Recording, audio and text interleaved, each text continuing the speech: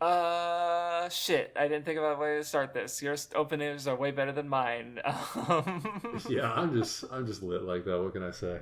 It's I don't part know. of Maybe my. it's also just like I've been doing like the Nen show for so long, and I always open those, and now I'm burnt out when it comes to like doing this specific part of a podcast. I'm just like, oh yeah, I don't, whatever. I mean, oh well. It doesn't have to be a bombastic intro. What matters is the content of what we're speaking about. And this week, we're speaking about some reverse stuff. Literally, reverse London. Oh my god. Hey. Oh my god. I was thinking Yeah. about like reverses and like we're in a different culture, reversing it. But then reverse London also came to mind. So it's kind of quippy. But anyway, Yeah. that's how I should have introed and just introed like that. That would have been a nice intro. Okay. Anyway, well, we're here. We're talking. Just in case you guys did not listen to the end of last episode, what we're talking about right now is No Breathes from Hell, the one shot Kubo did a few years back. And then we're talking about all the Burn the Witch material that's currently available. Right. So. Did you go through all of it? Because I did. I reread all the manga and then I watched all the anime for the first time, or did you just do one or the other? I'll be honest. I just watched it all because I looked at the first, the 0 point whatever the 0.8 episode, yes. 0.8, and it was like really well produced, and I was like, it's well produced. I'll just fucking watch it, whatever. I liked the manga material, but because I read it first, because I basically went in release order, so I read it first, and then I watched the 3-episode Burn the Witch series, and then I reread New Breathes from Hell, and then I watched the 0.8 OVA, and I definitely think the Burn the Witch anime version is the way to go. I think it adds some neat little scenes, and it's just very well made, so it's very well produced. So there's not that the manga's good, still good, but there's even some things that like the anime. I mean, one thing that I kind of like about Burn the Witch in general, though it's a bit less strong in. I'll save that. Well, I'll come back to that. Okay. Let's talk about comments first before I get too off in the weeds talking about Burn the Witch. So. First one I want to respond to is Coleman, who mentioned Tokinada, and he basically believes that Naruto conceived him because apparently in some of Naruto's other work on other franchises, he basically makes original characters out of like nameless background characters in the source material, in like another character's backstory in the source material. So credit where credit's due, but if that so where it's like basically he just took it out as a fanfic character. He made an OC to fill in this like hole in the setting, and he made a really fucking good one. So, which is props crazy to him if there. True, because Tokinada truly stands on his own as a really great Bleach antagonist. So you know what? Hey, if that is true, damn, good on him. Yeah, no one could have done it like him. Truly. But anyway, then obviously the big one is the giant comment by Aishan B. who has some observations about Final Getsuga Tensho, a copy from a sort of Q&A regarding Kubo, that Kubo got regarding Yachi. Basically, what you were talking about, I forget if you mentioned this thing that you'd heard of, but you brought up the idea of Yachiru being older now, and this is where that comes from. Apparently, But I got it from that. Yeah. And then he also made another connection regarding the Zanpakuto knowing each other, and with Kenpachi and Old Man Sengetsu. So he did point that as how, and then he had one question. So I guess first, do you want to talk about the Final Getsuga Tensho thing, because that was really neat and definitely that's really cool the thing coolest part of this comment is that recontextualization. I feel like there's a new recontextualization of FTG every fucking month for me, because last month it was talking to Radman, and Radman was like, hey, look at this illustration Kubo did. And it's like, doesn't what Ichigo's holding look like a bow? And I was like, oh my god. And then I pointed out literally an image that was supposed to be unrelated to Radman. If Ichigo is wearing one right glove in the image, but he's paired up with Udio. I was like, wait, Rad, bro, look at, he's wearing one glove almost like Udio does when he uses the, whatever it's called, the Let's Steal or whatever. Yes. And this is right before, the FTG stuff is happening. So it's like, bro, it's all there. Like he's using Quincy shit. And now we get this, where the technique itself to use all of the power inside you and sacrifice everything, the origin of that, I should have put, dude, this is crazy kubology. Putting it all together is like they're devising a technique. It's a fucking it's Ishin, who is a Shiba. He was a part of the Shiba. He was affiliated with the Shiba. Of course, Ichigo doesn't know it. He didn't even know he was a Shiba for the longest time. Yeah. Now Ishin has it, and the fact that dude, it makes so much sense though. That's the thing. But this classic Kubo, it's not going to be spoon fed to us.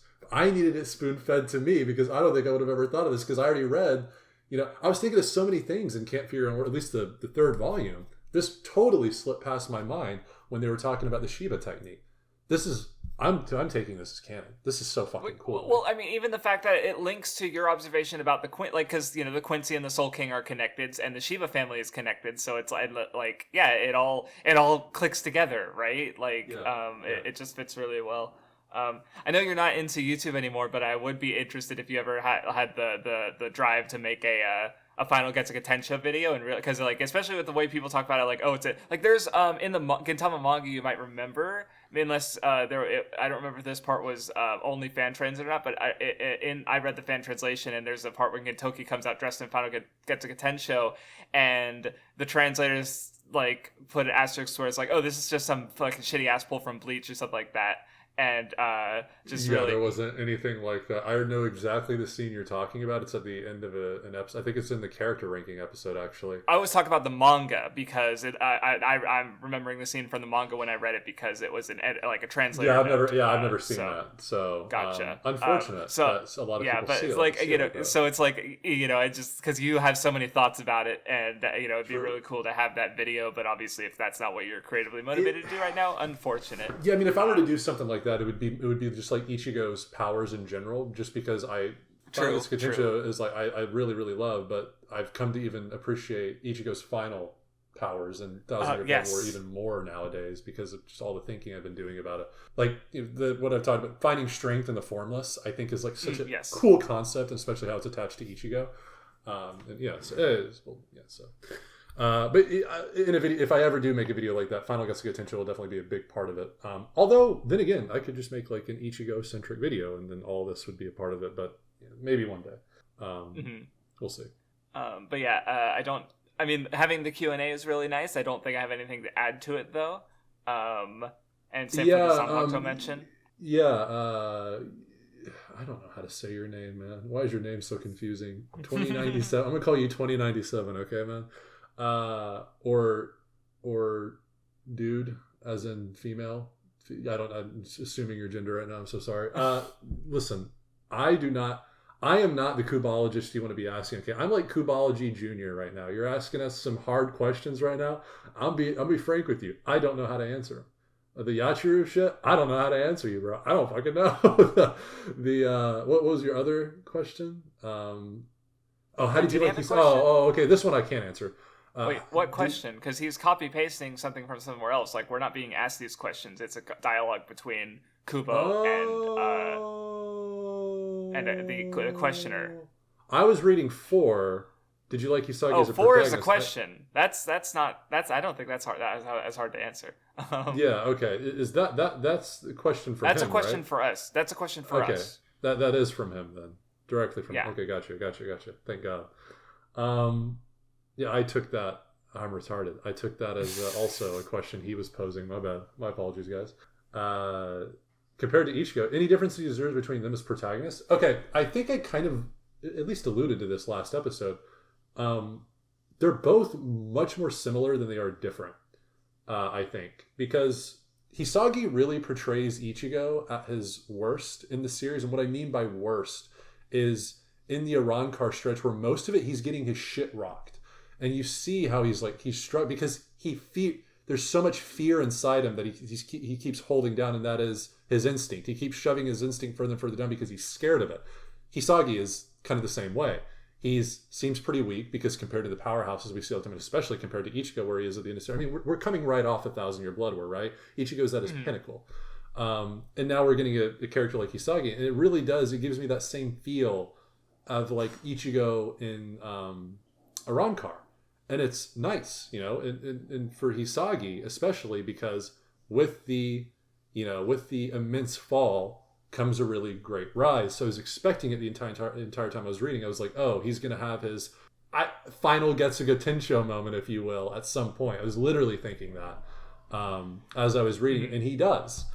He gets a power unlike anyone else has, kind of like final Getsuga Tensho in a sense, and to where like he is. It enables him essentially to fight pretty much anyone that's super strong in the verse and do pretty well, right?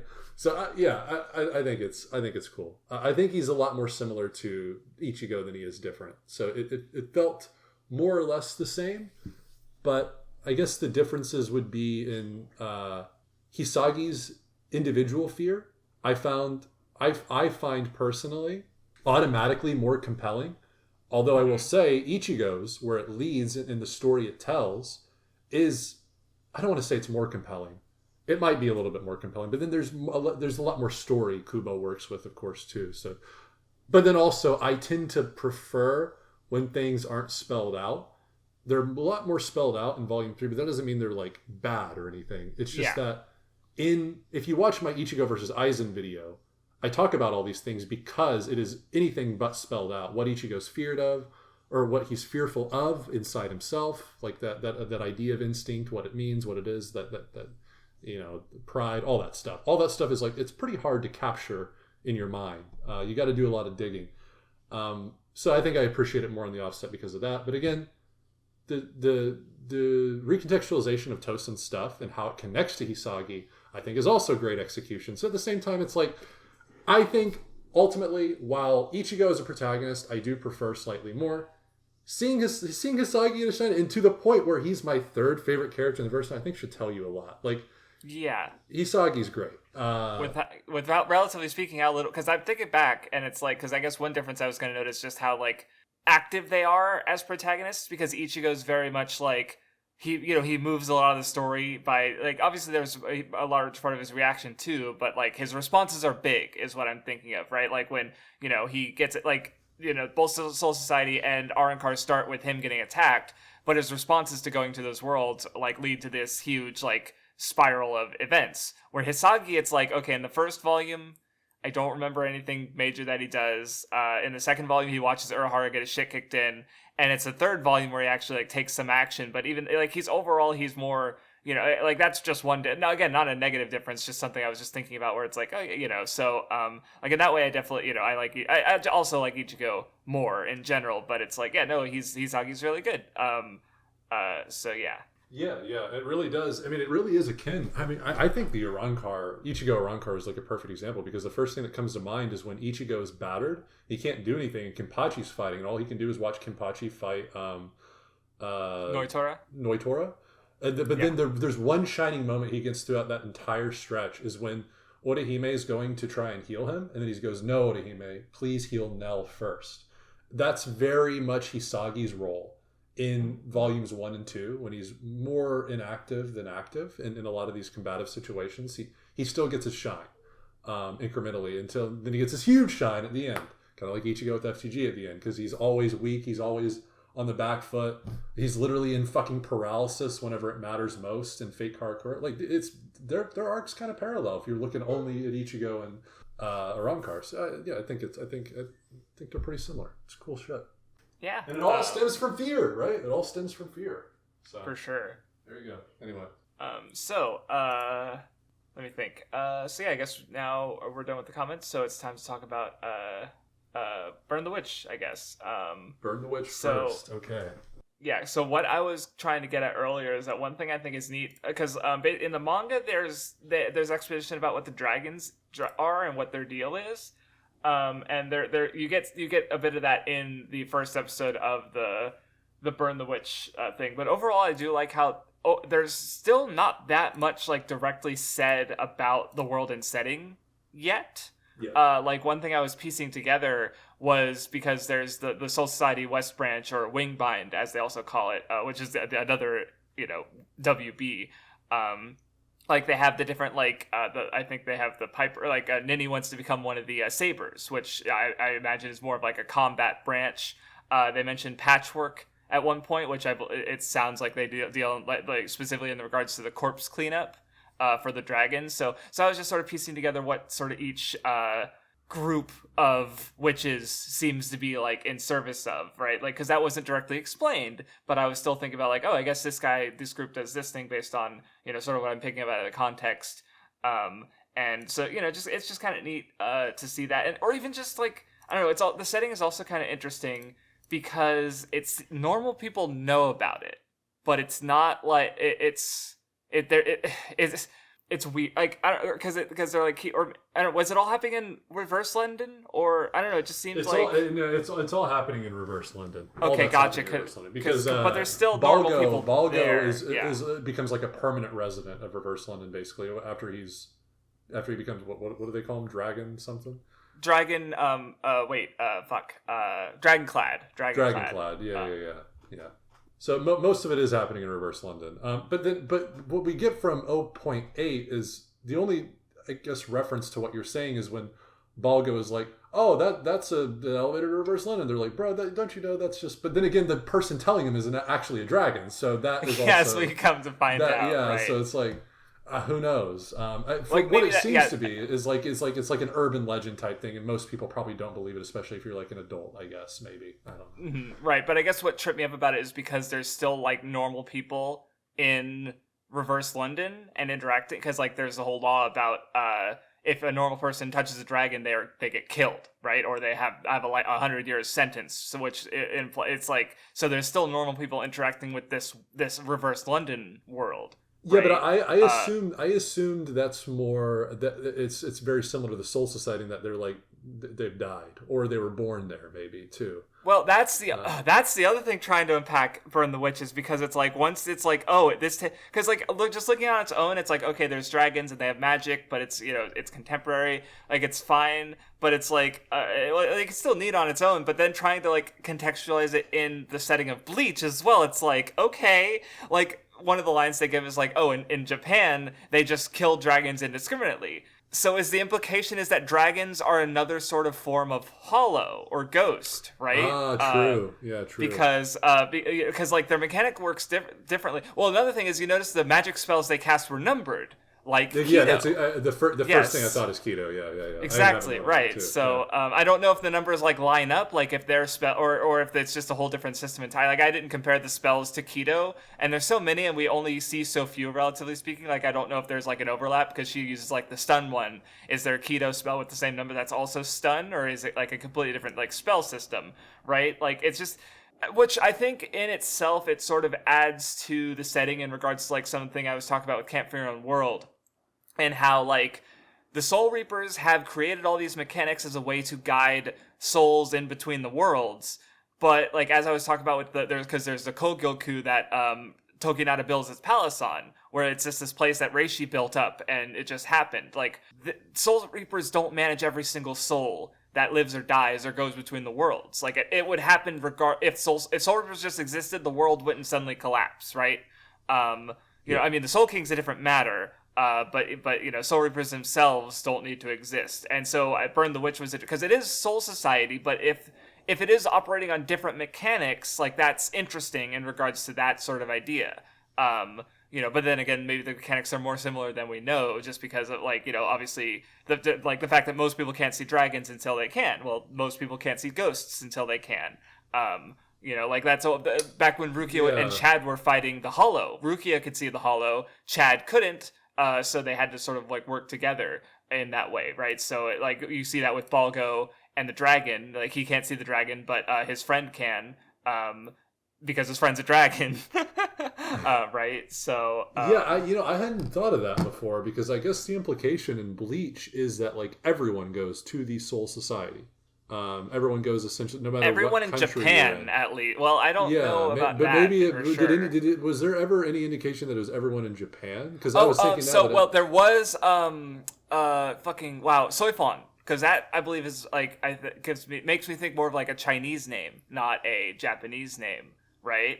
Yeah. So that it's possible like it's just East Asia in general.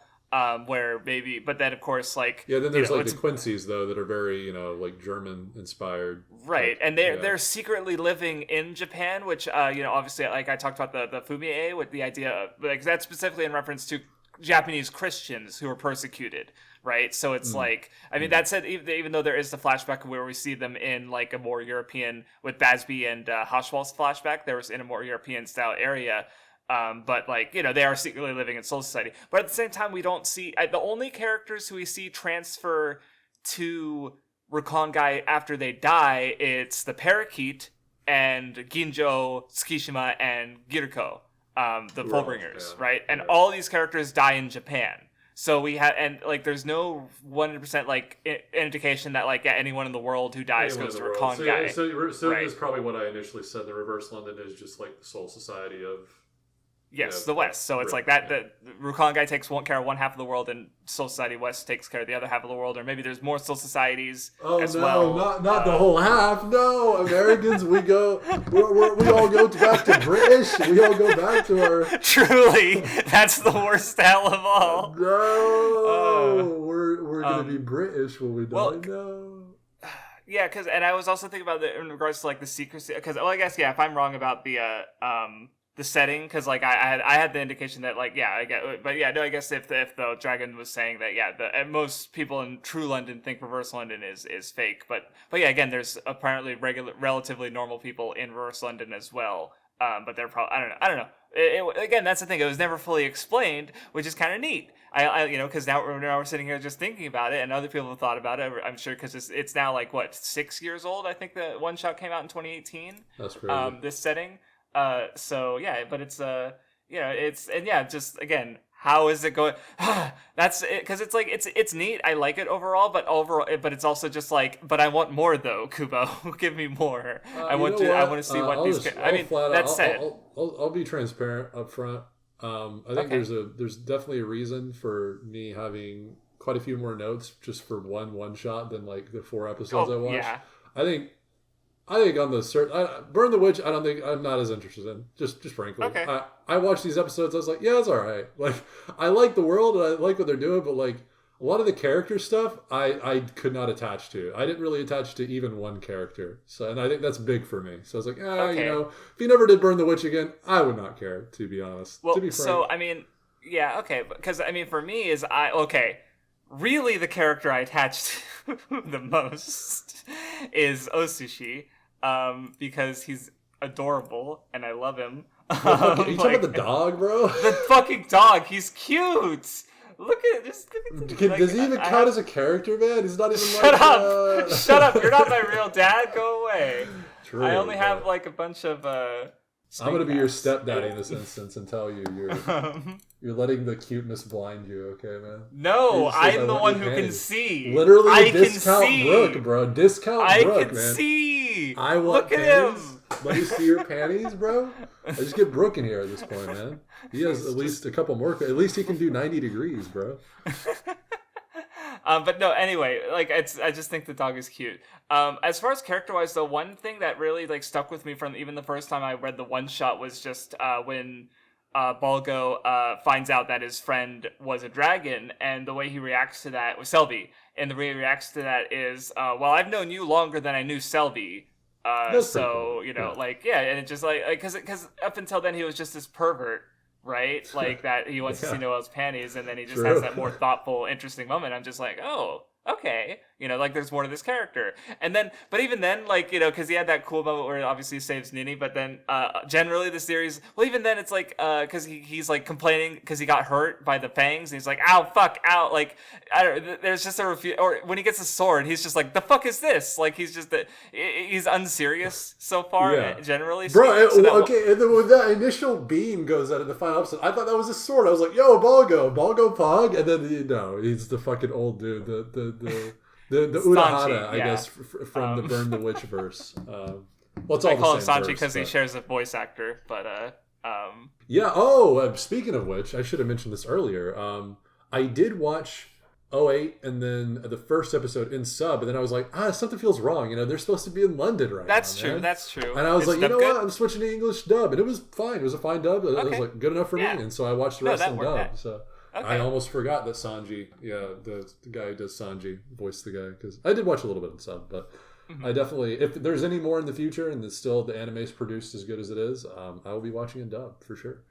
I actually also, really like Noelle's voice in dub too. Noelle has a really good voice in dub. So yeah. And if I had to pick a favorite character, if you put a gun to my head, I guess it'd be Noelle. I do like her matter of fact, and the fact that she's very transparent about just being on the money grind set. I can respect it. She has some fun, and I like her interactions with Nini as well. Like, they're a fun duo, and I guess mostly it's just like, well, what would a longer form narrative look like with these characters? Because I trust Kubo. Like, so it's like, do I specifically want to see more Burn the Witch over like other things?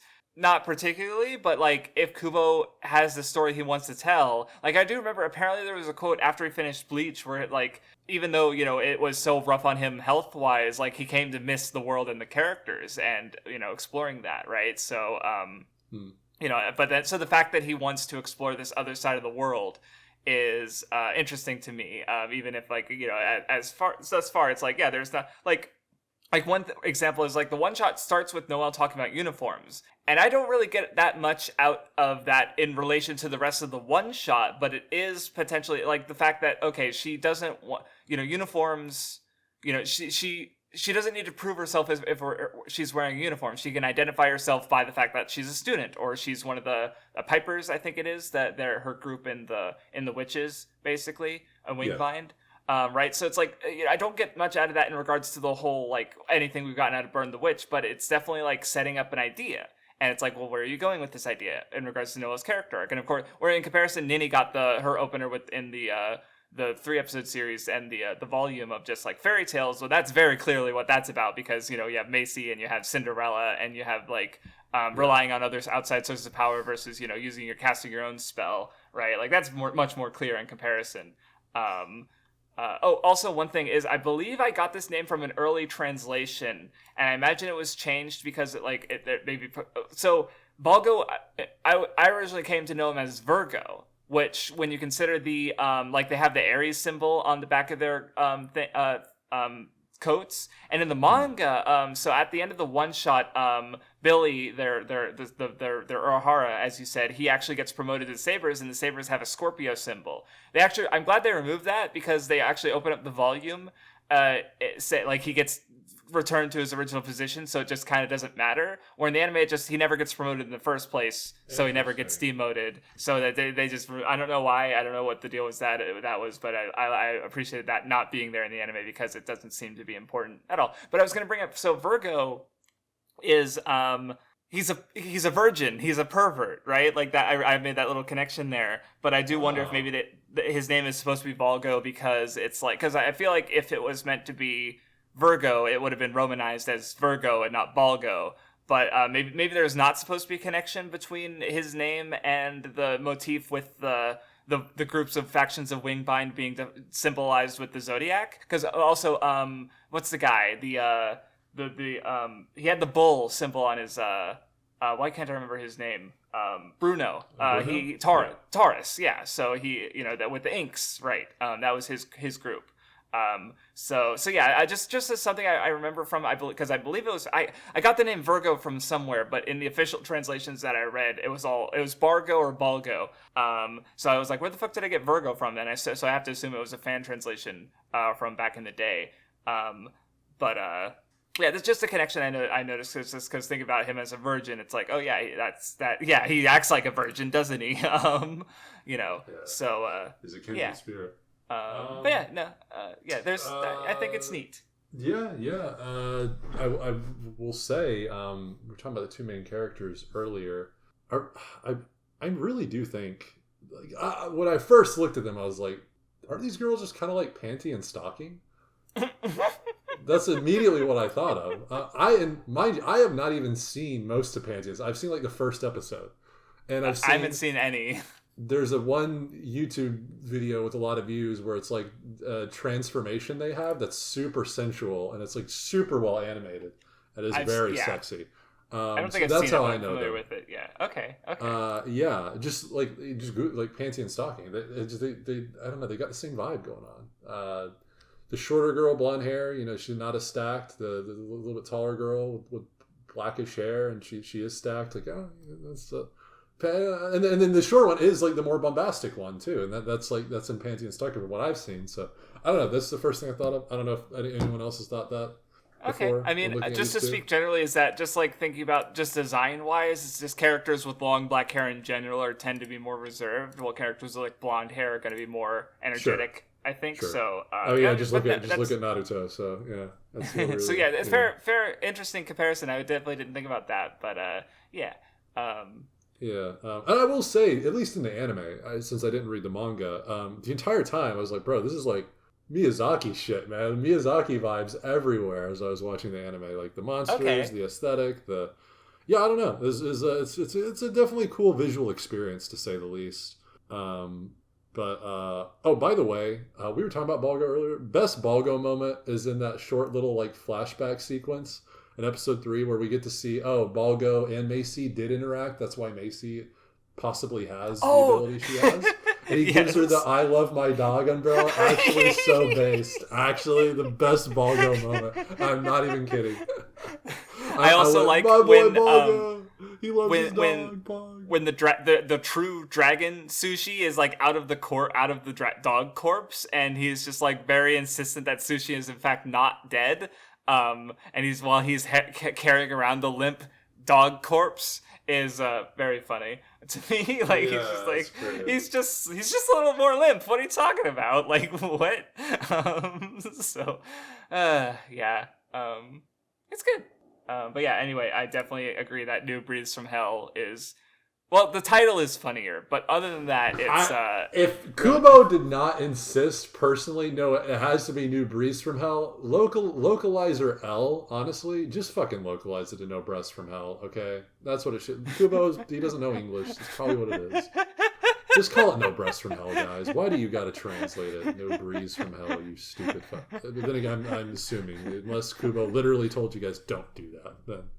If he did that, your hands are tied. Well, I don't even think Kubo can tell. I guess maybe whoever owns the IP. There's sometimes some communication between English and Japanese, though it might maybe I don't know how much was happening back when this was translated. But one example that I do know of is back after Wano in One Piece, when we got the new bounties, the actual magazine printing misprinted Zoro's bounty. I think currently it's 1,111,000. They actually had one of those as a zero, so it was 1,000 or 1,011,000,000, I believe, so or something like that. But it wasn't supposed so the fan translation was correct based on the magazine printing, but the official version knew that it was a misprint, so they printed it as it was intended, basically. So it's the fan translation was wrong, but there was no other way they could be right because they weren't never going to be in contact with actual fucking Shonen Jump. So there's an example of where the official, where we see an official translation that has a terminology that's the way it is, specifically because of communication with Shonen Jump, not the actual page, basically, what the text that we got from the author, which was a misprint. Or a typo, basically. So just that as an example. So I don't know if that happened with this and or what happened with it. Why? I mean, it's on brand. I'm pretty sure Askins talked about Kubo's English before because it's very. Yeah. It's like Quincy Archer hate you. You don't forget that shit. I do think Viz even. The official did the hates. I think that's so. I mean, the example of localization, cleaning some of that English up, lack of a better term. One of the things I wanted to know on one of the cooler things I thought about Burn the Witch is I do love the concept of turning the most popular fairy tales and making them dragon incarnates. The strongest dragons are based around fairy tales. I thought that shit was cool. Okay, that's pretty cool. And I do like the dragon designs. They're all really some of them are pretty standard, but a lot of them are also really creative and neat. And there was one thing in the anime that couldn't be represented in the manga is that Cinderella's eyes were red through most of the fight, but when Macy found it, they were blue, and then right before Cinderella died, they turned blue again. So I don't know what the fuck's up with that. But again, that was something only in the anime because I don't think if I check closely in the manga, there's something to represent that. But obviously it's black and white, so you can't. The color wasn't represented. So just an interesting little detail I noticed watching it that I didn't think about when reading it. Obviously, I don't just again like especially the fact that both the one shot and the volume they added new characters to the group, right? Like you have the duo Noelle and Nini. The one shot is 0.8 adds Balgo, and then the volume, the 3-episode series, adds Macy. So it's like, oh, they're gathering their crew basically. So it's like, that's just another one of those things. It's like there's obviously something more going, and the fact that there's all the dragons. It's like there's a bigger story here. What are you cooking, Kubo? You say a much bigger story even with the dragons, but maybe that could have just been the weakest. An ill-developed version of that particular fairy tale dragon, given that literally Sanji boy one shots it with a seemingly for him a standard ability. The Scorpio guy, the Saber, I forget his name, because he found the hole from when Billy shot Cinderella, and he mentioned the hero's son. I think part of that, the implication is probably Balgo because of the sword, like King Arthur, English myth. But then it's like, well, but Billy is apparently really strong, strong. So it's like, what? Okay, and he saw it, seeing the hole that Billy left, not Balgo, right? So it's like, I don't know. Is Billy Balgo's real daddy? Oh yeah, maybe Billy is a former hero of something, and now he's just like a fucking shitbag bureaucrat. Okay, that'd be funny. I don't know what the hell is going on in Burn the Witch. That's the thing. It's it's just got more of that Kubo in his question answer shit has ever answered. He probably has answered questions about Burn the Witch. I'd be interested in seeing those. I'll look that up. Well, and I guess the other thing that excites me about both Burn the Witch and New Breaths from Hell is that because when Bleach was coming out, I didn't touch it until after it was over. No, I watched 20 episodes of the anime, got bored and dropped it. And I didn't touch it until the manga ended, right? So, but now being this Bleach understander and the idea of getting new Bleach content, being able to unpack it as it goes, or even just more Kubo content with Burn the Witch, right? That excites me to be on that sort of cutting edge of the discussion instead of playing catch up, right? This series has been over for so long. The newest one came out in New Breeds from Hell came out in 2021, right? We haven't gotten completely new Bleach content in 3 years. We've just been playing catch up this whole year, basically, right?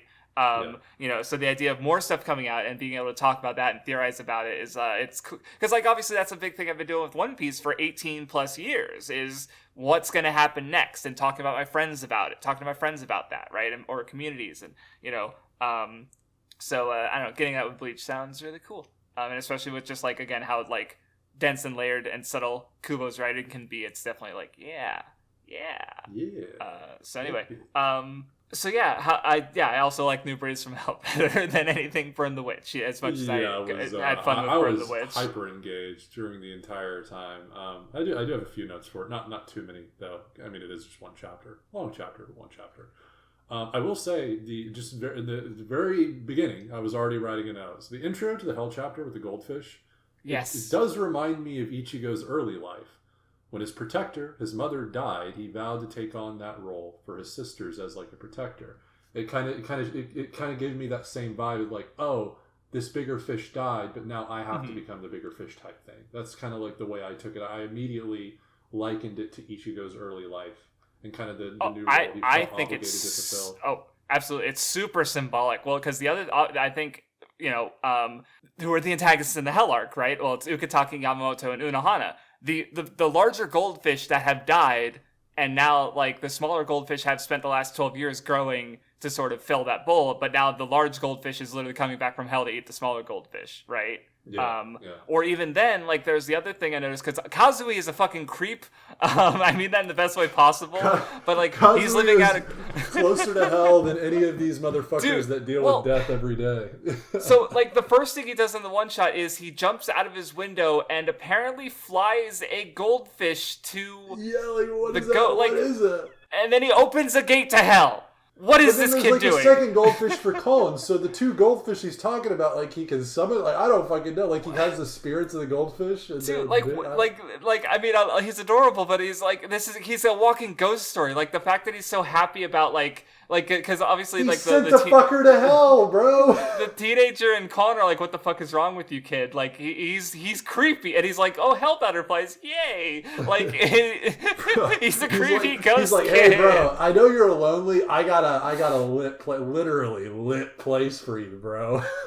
Right, like, so he's an anomaly, and just the fact that, like, he's a natural soul reaper, like that's not normal. Like I don't. That doesn't seem normal, right? Like he's a human and soul reaper from birth. Like Ichigo wasn't like that, right? Even though Ichigo is also an anomalous existence. Well, because I guess that's the thing is like, oh yeah, because he's not only the son of fucking, he's not only the son of Ichigo being this Quincy Hollow human Fullbring, but Orihime herself is a Fullbringer, right?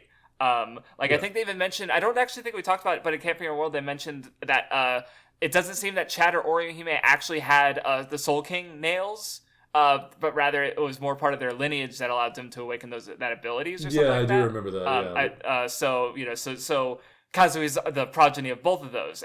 But I was also, Ichika also was the first one to notice the Hell Hollows, right? So true, yeah. So I'm thinking of it in the context of, like, it's not only it's like, well, okay, yeah, Ichigo and the captains who we all see in the cover page, they're not only the small fish who have grown to become the large fish, but it's like Ichigo and Kazui are also their own small fish, right? So I'm like wondering, it's like how much of the arc is going to be like them fighting, like, the whole thing with Yamamoto and Unohana, because like Kubo had the line or the quote talk about how I think he like teased a little bit about Unohana and Yamamoto or their stories and like wanting to tell their story at some point, and then the fact that it's like, well, they're like, those are the three captains specifically mentioned to have been sent to hell, and us especially, like, having the little Ukitake sword coming from the gate.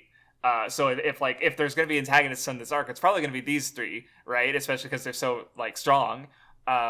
Right. So yeah, it's just like the basically, like, I guess sort of going further with the passing of the torch dynamic, and I guess so I'm curious as to how because you're gonna have the youngest generation with Ichika and Kazui, and the oldest generation with Yamamoto and Unohana and Ukitake, and then the current generation sort of like caught up in all of this. So and this goes back to I guess this is probably the biggest fuel for Radman's Fire and him really I remember us talking months ago about him like really wanting to see a battle between Hitsugaya and Yamamoto, not just because of the element idea, but that idea of like the old generation versus the new generation. I mean, you can't personify it better than, again, like Hitsugaya versus Yamamoto. Yeah, the young ice genius versus the old flame, right? Like the old already withered flame come back via ash or whatever. I don't know, some symbolism shit, but yeah, just like my first huge question is, why is Kazui seemingly linked to hell unlike any other?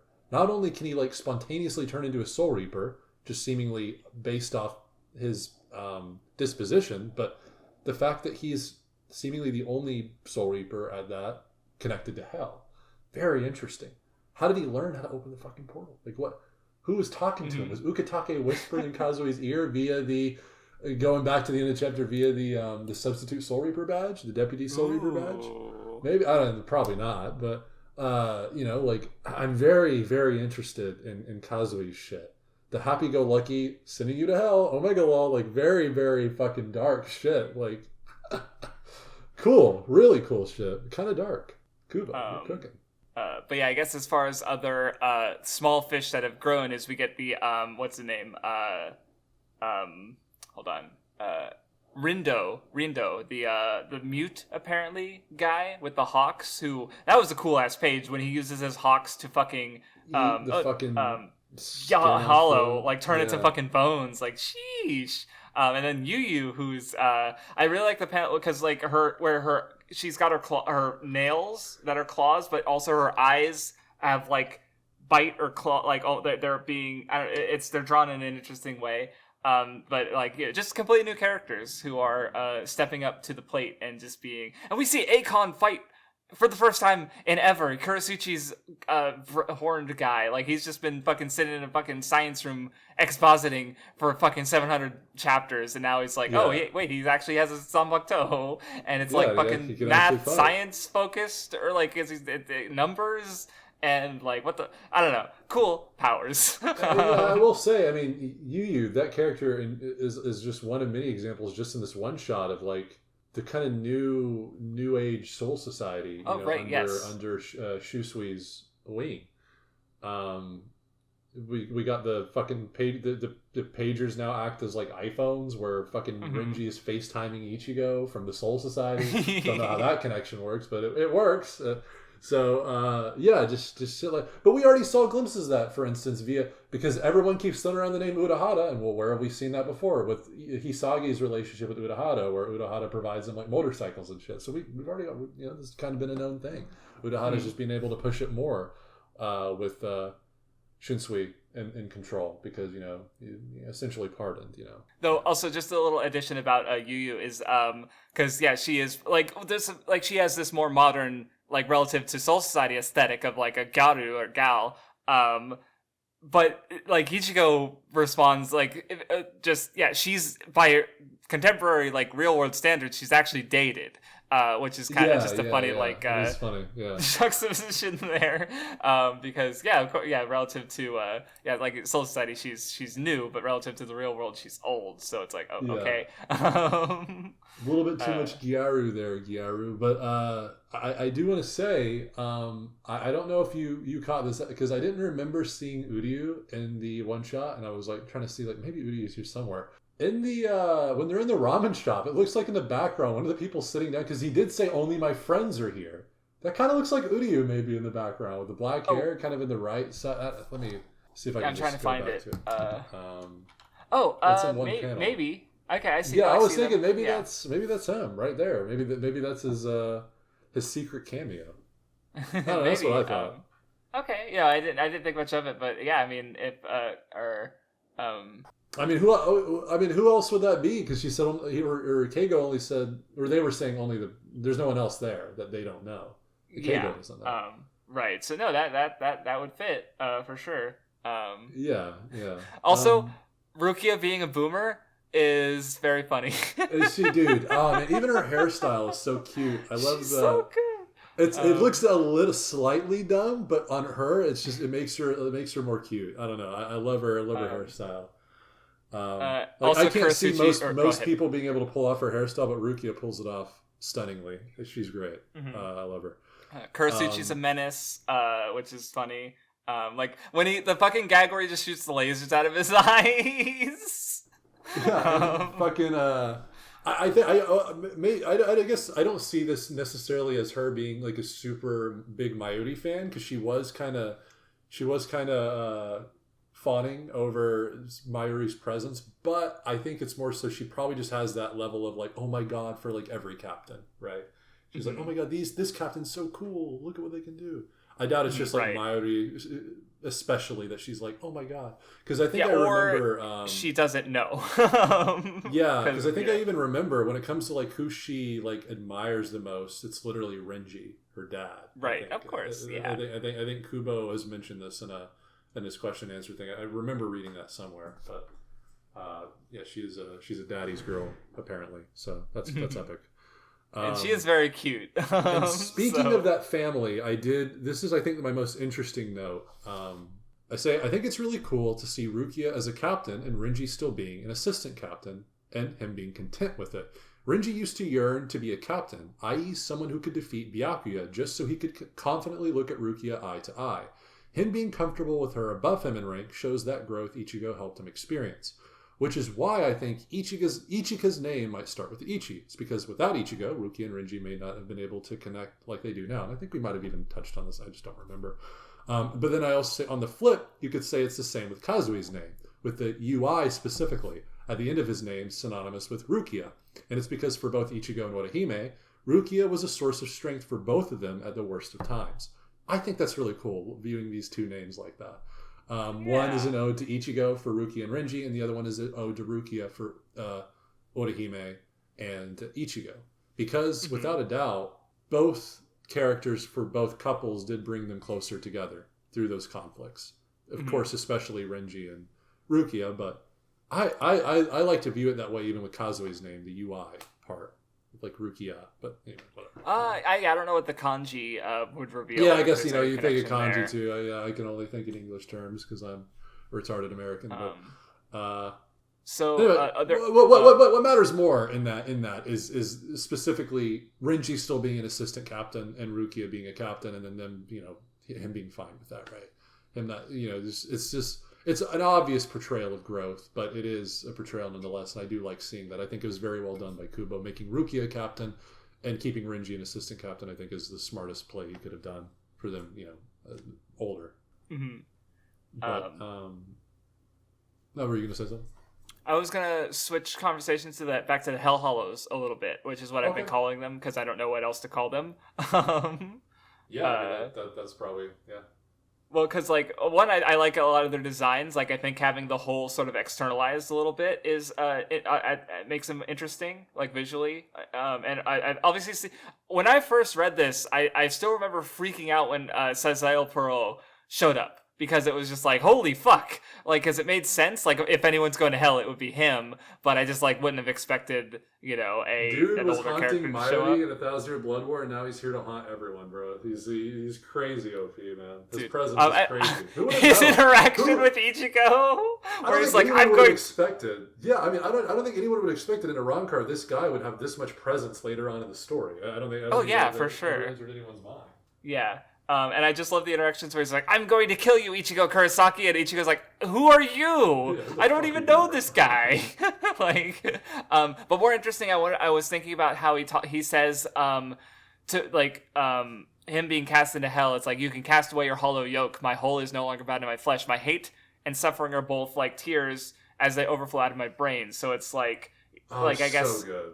Yeah, by putting your good. whole outside of you, you're casting away your negative feelings, I guess. So it's a sort of severance from that, or maybe dude, turning that into power. Maybe in a sense, hell is actually a refuge for hollows, where their suffering kind of ceases. Ooh, I just thought of something, but go ahead and finish that thought. No, that's what I was going to say. Please piggyback off it, please. So I just reread this part, so I'm definitely thinking about it. But Araniero, the 9th Espada, when he died, what he wanted from Aizen was for all of his suffering to be gone. That's specifically what Aizen promised him that he believed he would receive by following Aizen, and it's so if that's specifically something he wanted, so if he also ended up because the amount of because obviously we know about Yamamoto, Unohana, Sazael Pearl, and Ukitake, but it's what other characters can show up, right? Because I presume I'm trying to think, it's it would be some of the more fucked up Quincy's. Maybe, but they're kind of a weird example because, I don't know how they fit, their powers would work if they become hollows.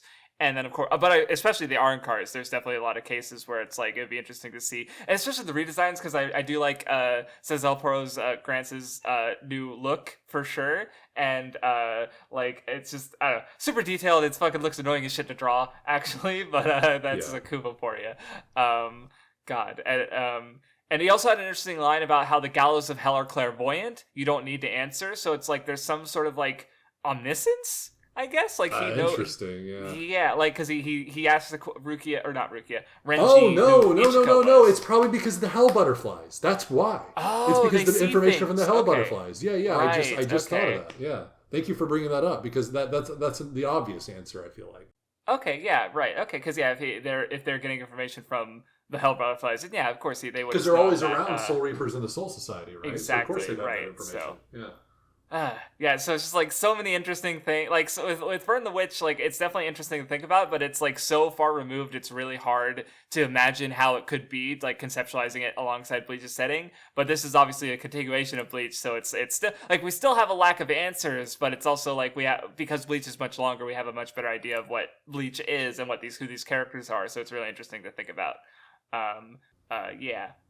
Just especially the way they frame the conflict, where it's they send people with like very strong spiritual pressures to hell, and then they don't have Yobaha and Aizen, so the balance between hell and the world is shifted so that hell, like the jaws of hell, can now be wrenched open from the other side, and it's like fuck. Yeah, it's just Bleach is grayer than ever, man. So like by simply existing, the previous antagonists were essentially a net positive for the world, when the Soul Reapers are the guys trying to keep the balance. And now that the heroes, supposed heroes, have locked them away, it's the world's balance is now tipping, the very thing they want to keep in it's so cool. Because that's the thing, the very thing they're supposed to be preventing from happening, right? Yet now part of their actions are responsible for now this imbalance, at least as far as hell goes. That's really fucking cool. That's so fucking. It's classic Kubo. Classic Kubology. And man. Just the idea of like balance, like because like the older ones being so much stronger that hell is able to be wrenched open. It again goes back to the goldfish analogy, right? Really neat. And actually, to credit to what I said earlier, like maybe Ukitake was communicating to Kazue through the badge. Maybe that's not entirely false, given the ending stuff and how seemingly the dialogue Zayalporo says about how, he's already been watching. You get to see the visualization of the Deputy Soul Reaper badge, like he's watching now through that. Well, why would that only mean he's only been watching it recently? Like he probably has been watching for a long time in hell, like possibly ever since he died. So yeah, like if that's the case, then maybe he did come into contact with Kazue. Maybe that's why Kazue can do all this hell shit. Maybe he built a tether via Kazue. Who knows? It's really interesting questions. I do want to mention, this is a little bit off topic to what I was just saying, but I do have to mention this. Kira is a fucking badass, okay? This motherfucker Kira, anytime he comes in, it's some badass shit. And I did pick this up, that he's got a habit of guarding the perimeter. And I automatically thought, because that's how he died. No one was at the perimeter to watch his back. And so he got blindsided by Quincy. Because remember, he died in that initial attack. Yeah. And no one was in there in the perimeter to guard anyone from a surprise attack like that. So that's probably why he's so focused on that now. I thought that was really cool. I don't know. I caught that. And I was like, that's nice. That's nice. But yeah, I guess another big question I have is just like, because like Sazalporo is already a fucking crazy person and evil piece of shit. So as far as like, I'm just curious as to how being casted, like, because Ukitake, as we knew him, he was a very kind person. So the fact that he seems to be the main antagonist is it's a very big shift, right? I love it so much. And which is I'm just very curious as to how that'll be, because like how are Unohana and Yamamoto going to be different? Because like with Sazapuro, he was like, he's already evil piece of shit, so him continuing to be an evil piece of shit, sure, it makes sense, right? Yeah. Well, I mean, I think this is especially great, especially for the dialogue I used to see way back when people would say, Ukitake was kind of shafted. He didn't get as much as seemingly built up upon. Mm-hmm. But now, if he is going to be like, maybe not the main antagonist, but at least like a central antagonist, like I'd say he's going to be hella justified to most people here. I'm crossing my fingers that we're going to get more hell after 1,000 Year Blood War. Really, really hoping. So, maybe we'll get more, and everyone will love Ukitake, and it'll be great. Good stuff. Mm-hmm. So very exciting. Very curious to see how it'll turn out. Yeah, just the ending stuff, the recontextualization of things we thought we knew, just classic Kubo. Making just something like making us feel stupid for not considering the very possibility. Like they're literally called hell butterflies, and we know the concept of hell existed from the first arc, but I don't think really anyone.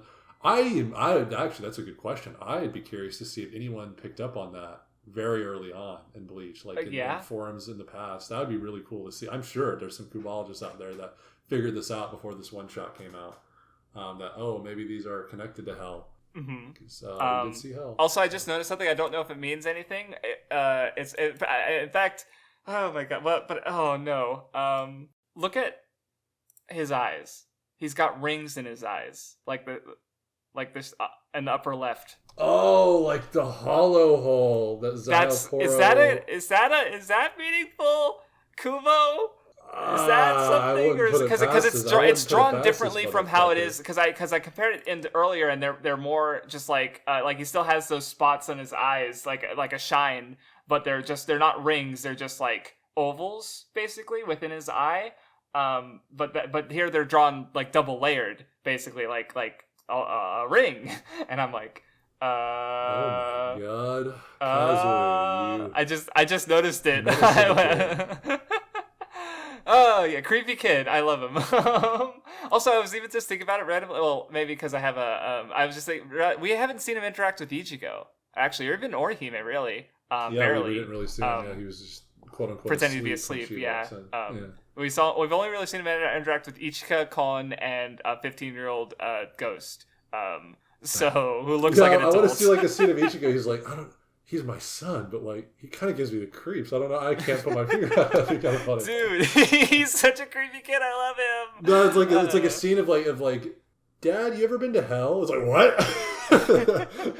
What the fuck, Kazui? Or what would also be interesting is because maybe it would be cute if Kazui like thought all this ghost shit, like maybe they just never talked with his dad about it and mom about it, so like he thinks he's going off on these secret adventures, and he is, but it's like his parents are already in that world, like, you know, kind of like Ichigo with Ishin, right, where it's like, you know, Ishin was already part of Soul Society and part of that world, and Ichigo goes on all these adventures, right, and he didn't know that his dad was already part of that. I'm wondering if they're going to do the same thing with Kazui, where to him, you know, his parents are just normal people, and he's a cool ghost going on these adventures. But I don't know, maybe there's a line in there with Kon that would imply otherwise, but I don't know, I just thought about that. Maybe, yeah.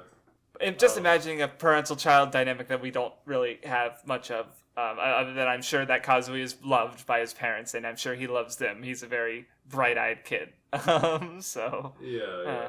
He's got his dad's hair, his mama's eyes, minus the hollow holes. I was about to say, like, wait, do you know something about Orihime that I don't? Minus the hollow holes, definitely the same eyes. That's what it's looking like, but Ichigo was also pretty cute in this. How she was all haughty going into it, but then immediately when things go wrong, she goes crying to her dad. She's like, "Dad, what the fuck? Help!" I thought that was cool, cute. Really, really good stuff, especially just for one fucking chapter. I want fucking more, man. It's just so cool. This is such an impeccable start to an arc. Oh my, it might even be. Oh yeah, maybe save. I think this might, just because it's just one chapter. This might even be a better start than Thousand Year Blood War, man. No, because like Thousand Year Blood War has a great start, but you have to consider up to like, you know, through Ichigo fighting Hueco Mundo and then him getting to Soul Society and the Save Soul Society Ichigo. Like that's really fucking good, but it's like, is it really the start when it's after like 3 or 4 volumes? I was thinking more before that, like with. Oh, you mean the cool scene with the protecting Yamamoto Yuki? Scene? Yeah, he's. Okay, you know, gotcha. When Yamamoto, when they're invading the Declaration of War, and he's like. Yeah, that was really cool. Okay. That's right. He's like, I don't need security. You know, I am here, or whatever. Something like that. It's really cool fucking dialogue that I can't remember verbatim right now. I'm butchering, but it's really fucking cool. I'm thinking of like that shit, like that beginning. Like this might even be a stronger start than 1,000 Year Blood War, which is saying something. Because 1,000 Year Blood War has an insanely strong start. Holy shit, man. I also just noticed another gag I like, and just Ichigo's face, because like when before the hollows come in, Ichigo's talking to Renji, and Renji's like, "What are you doing here anyway?" And Ichigo's like, "You told me to be here?" And Renji's like, "I just told you to come for the ceremony, not this part." Like, and Ichigo's face as he's like looking in just bewilderment at Renji is I don't know, seeing more Ichigo, just dad. I just remembered. Sorry, I butchered her. I got to say I butchered it earlier. I just remembered it's "I am here. There's no greater security than that." That's the line. I promise, guys, I did not look that up. It came to me. But yeah, we could go all day on all the little details. It's good, but we should probably call it, I think. Yeah. There wasn't much material we even had to go through, so we figured it would be very, very short, sweet. And it was still longer discussion than Camp Fear and World Volume 2. Jesus. That's crazy. That's actually crazy. Which was a 500-page novel. I did not expect that, to be honest. That surprises me. And no breaths from hell hype, I guess. Shit. Yeah, we literally talked about one volume of manga material and then another one shot on top of that. That you watched it instead, but it's still only 4 episodes. So. Yeah, crazy shit. Well, guys, hey. Well, it's not going to be recorded. I guess, I don't know. I still don't know how we're going to do it, whose channel we're going to do it on. We're going to do like a live stream with Radman, me, Crafts, and Radman. Just a Bleach post-mortem is what I've been calling it, where it's just like, we just the 3 of us just chat about Bleach, and I don't know how it's going to be streamed or where it's going to be streamed, but it's probably, or if it's going to be streamed, that'd just be easier, but maybe we got chat to bounce off of that way, but and I won't have to edit it, but I don't know. We'll see. But yeah, so will be one more Bleach thing, then we're going to go take a little break because you're going to be moving, right? Yeah. Right. So, and then you'll have to figure that out, and when we'll be able to record again, and then we'll be reading Mushoku Tensei volumes 1 through 3 out of 26. So we're gonna be on that for a hot minute. Little while, a little bit. I'm trying to get another Mushoku Tensei brother on the hype train. So it's got to be done. And we might break it up at parts if we get a little burnt out because it's a big read, but just with some shorter stuff. But we'll continue on. We're gonna keep going, reading stuff and watching stuff and talking about it because I like doing that. Same. Thank you guys for listening. Much appreciated. Catch you next time. Bye, guys.